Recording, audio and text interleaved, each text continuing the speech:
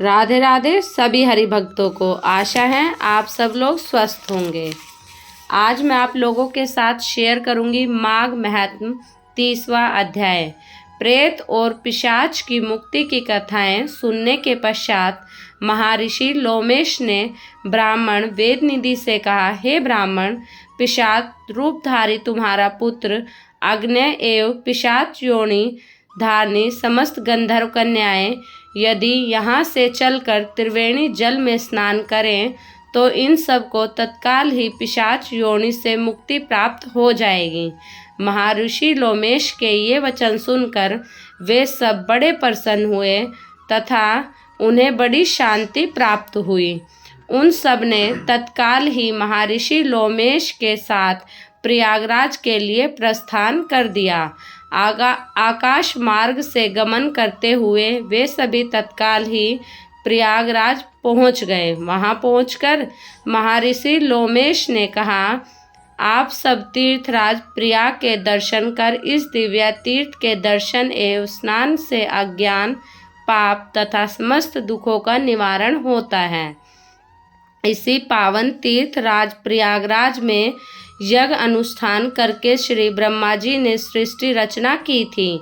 इसी पावन तीर्थराज में स्नान करके देव आदि देव भगवान विष्णु ने श्री लक्ष्मी जी को प्राप्त किया था।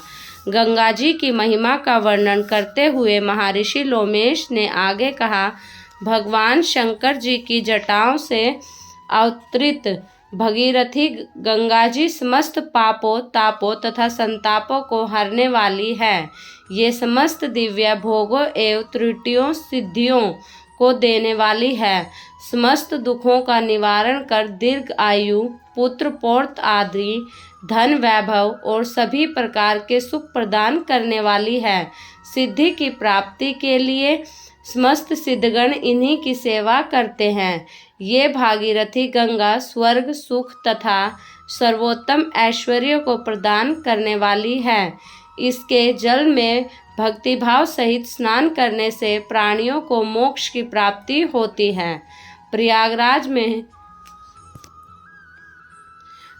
श्री गंगा जी के साथ सूर्य सुत यमुना जी तथा सरस्वती जी भी हैं। इन तीनों पाप नाशनी महानदियों का संगम सर्व पाप नाशी तथा दिव्य सुखदायी है। इनके संगम में स्नान करते ही अज्ञान का नाश होकर ज्ञान की प्राप्ति होती है तथा जन्म जन्मांतर के पाप तापों का समूल नाश होकर नरक यातनाएं तथा आवागमन के चक्र से मुक्ति प्राप्त होती है।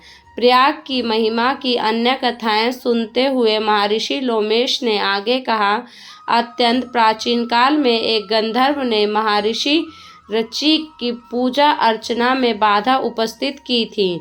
महर्षि ऋषि ने क्रोधवश में उस गंधर्व को श्राप देकर काग बना दिया था। तब वह गंधर्व इन्हीं तीर्थराज प्रयाग में स्नान करने से काग योनि से मुक्ति पाकर पूर्वतः गंधर्व रूप प्राप्त हो गया था। सहस्त्र प्रमाण है कि सदैव से ही देवता तक प्रयागराज में अपनी मनोकामनाओं की पूर्ति के लिए यज्ञ, हवन, दान व स्नान करते रहे हैं। धन की कामना से अत्यंत प्राचीन काल में देवराज ने भी यहीं पर यज्ञो अनुष्ठान एवं स्नान किया था। भगवान शंकर को प्रसन्न करने और उनकी कृपा प्राप्त करने के लिए महर्षि कश्यप ने इसी तीर्थराज प्रयाग में घोर तप किया था। इसी प्रयागराज पर महर्षि भारद्वाजी को योग सिद्धि की प्राप्ति हुई थी। यहीं पर योगेश्वर सनक सनंदन संत कुमार को दिव्य ब्रह्म ज्ञान एवं उत्तम फल की प्राप्ति हुई थी। इसी प्रकार एक समय स्वर्ग की श्रेष्ठ अप्सरा उर्वशी को देवराज इंद्र के श्रापवश स्वर्ग से निष्कासित होकर पृथ्वी पर आना पड़ा था। तब श्री प्रयागराज में स्नान करके उर्वशी ने इंद्र के स्नान से मुक्ति प्राप्त कर पूर्ण स्वर्ग में स्थान प्राप्त कर लिया था। हे विप्रवेदनिधि, सत्य ही तीर्थराज प्रयाग की महिमा अपार है।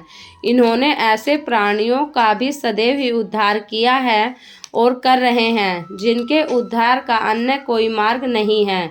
देवताओं, ऋषियों, मुनियों, यक्षों, गंधर्व, मनुष्यों तथा असुरों द्वारा भी पूजित महान तीर्थराज प्रयाग वास्तव में परम वंदनीय है। इसके द्वारा मनोकामनाओं की पूर्तियां और मोक्ष की प्राप्तियों का अति विशाल इतिहास है। सत्य ही तीर्थराज प्रयाग की महिमा का संपूर्ण वर्णन करने में श्री ब्रह्मा जी, नारद जी और 1000 मुख वाले शेषनाग जी भी पूर्ण समर्थ नहीं हैं। महर्षि लोमेश के आदेश अनुसार ब्राह्मण, वेदनिधि तथा अन्य उनके पुत्र अग्नेय एवं अन्य 5 गंधर्व कन्याओं ने श्रद्धा भक्ति सहित भगवान का ध्यान करते हुए त्रिवेणी के पवित्र संगम जल में स्नान किया। इसका तत्काल ही चमत्कारी प्रभाव हुआ। उन 6 प्राणियों को पिशाच योनि से छुटकारा प्राप्त होकर उनके पूर्व स्वरूप प्राप्त हो गए। इस चमत्कारी दृश्य को देखकर भाव विभोर होकर धर्मात्मा वेदनिधि ने श्रद्धा और भक्ति से अल्पवृत होकर महर्षि लोमेश से निवेदन किया, हे दयामय, आप धन्य हैं। आपकी कृपा से ही इन 6 प्राणियों का पाप के महासागर से उद्धार हुआ है। हे ऋषि श्रेष्ठ, अब ये समस्त प्राणी आपकी शरण हैं। आप कृपा करके इनका भविष्य एवं कर्तव्य निर्धारित करिए। ब्राह्मण वेदनिधि का निवेदन सुनकर महर्षि लोमेश ने कहा,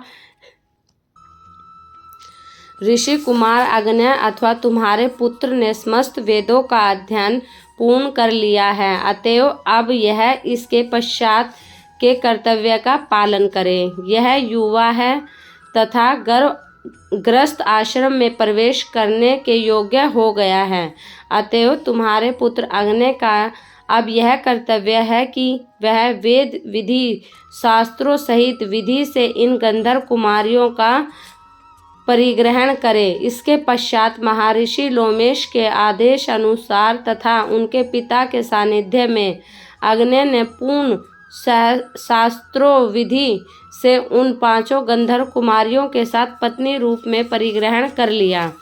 अपनी मनोरथ सिद्धि के हर्ष में आनंदित होकर वे 5 गंधर्व कुमारियां तथा ऋषि कुमार अग्नेय आनंद उत्सव मनाने लगे। ऋषि कुमार अग्नेय भी पूर्ण संतुष्टि एवं प्रसन्न था और गंधर्व कन्याओं के आनंद का तो पारावार ही नहीं था। कथाओं का समापन करते हुए महर्षि वशिष्ठ ने कहा, हे राजन, तीर्थराज प्रयागराज और माघ महात्म्य का यह दिव्य इतिहास अत्यंत पवित्र एवं मनोरम है। यह समस्त प्रकार के मनसा वाचा कर्मणा किए गए पापों का नाश करने वाला है। जो मनुष्य भक्तिभाव से इसका नित्य विधि पाठ करते हैं उनके संपूर्ण मनोरथ पूर्ण होते हैं। इस पावन माघ महात्म्य का श्रवण करने के पश्चात गो, वस्त्र तथा स्वर्ण के दान सहित पाठ का पूजन करना ब्राह्मण तुल्य माना गया है। इस महत्व को सुनने वाले ब्राह्मण का पूजन करना भगवान विष्णु के पूजन करने के तुल्य है। अपना जन्म सफल करने तथा सद्गति प्राप्त करने के इच्छुक प्रत्येक व्यक्ति को इस माघ महात्म्य का पठन अथवा श्रवण पूर्ण श्रद्धा रहित करना मोक्ष प्राप्ति का सबसे सुगम एवं सटीक मार्ग है। ओम श्री प्रयागराज नमः। ओम श्री वैष्णवाय नमः। राधे राधे। अगर आपको मेरे द्वारा सुनाया गया महात्म्य पसंद आया हो, मेरे वीडियो लाइक करें, मेरे चैनल को सब्सक्राइब करें और अधिक से अधिक शेयर करें।